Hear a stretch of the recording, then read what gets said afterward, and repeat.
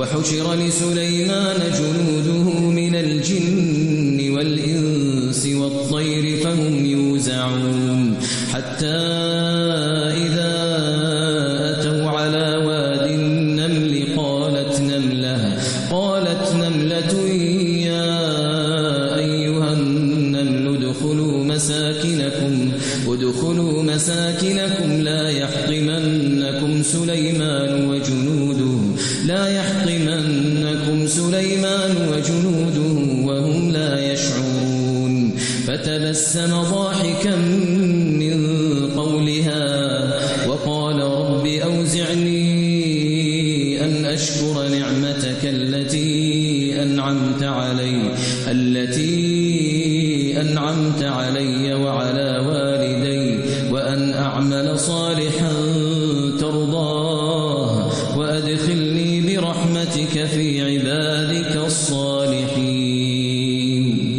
وتفقد الطير فقال ما لي لا أرى الهدهد أم كان من الغائبين لأعذبنه عذابا شديدا أو لأذبحنه أو ليأتيني بسلطان مبين. فمكث غير بعيد فقال أحطت بما لم تحط به وجئتك من سبأ بنبأ يقين. إني وجدت امرأة تملكهم وأوتيت من كل شيء ولها عرش عظيم. وجدتها وقومها يسجدون للشمس من دون الله وزين لهم الشيطان أعمالهم فصدهم عن السبيل فهم لا يهتدون.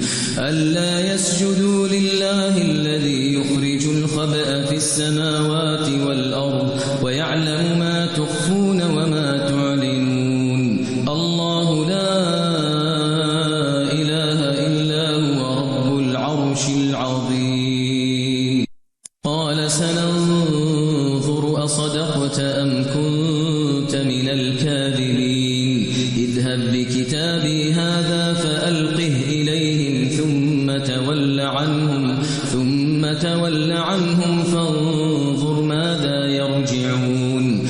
قالت يا أيها الملأ إني ألقي إلي كتاب كريم إنه من سليمان وإنه بسم الله الرحمن الرحيم ألا تعلوا علي وأتوني مسلمين. قالت يا أيها الملأ أفتوني في أمري ما كنت قاطعة أمرا حتى تشهدون.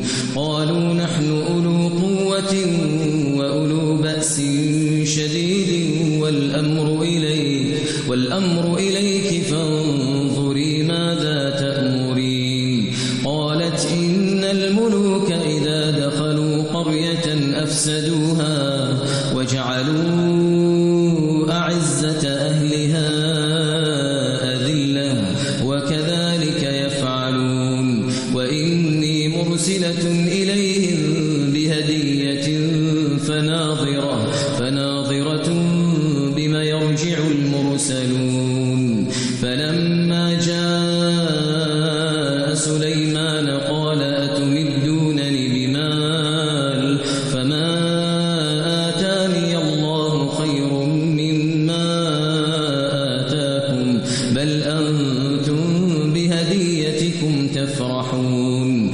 ارجع إليهم فلنأتينهم بجنود لا قبل لهم بها ولنخرجنهم منها أذلة وهم صاغرون. قال يا أيها الملأ أيكم يأتيني بعرشها قبل أن يأتوني مسلمين. قال عفريت من الجن أنا آتيك به قبل أن تقوم من مقامك وإني عليه لقوي أمين. قال الذي عنده علم من الكتاب أنا آتيك به قبل أن يرتد إليك طرفك فلما رآه مستقرا مستقرا عنده قال هذا من فضل ربي ليبلوني أأشكر أم أكفر ومن شكر فإنما يشكر لنفسه ومن كفر فإن ربي غني كريم قال نكروا لها عرشها ننظر أتهتدي أم تكون من الذين لا يهتدون فلما جاءت قيل أهكذا عرشك قالت كأنه وأوتينا العلم من قبلها وكنا مسلمين وصدها ما كانت تعبد من دون الله إنها كانت من قوم كافرين قيل لها ادخل الصرح فلما رأته حسبته لجة وكشفت عن ساقيها قال إنه صرح ممرد من قوارير قالت رب إني ظلمت نفسي وأسلمت مع سليمان لله رب العالمين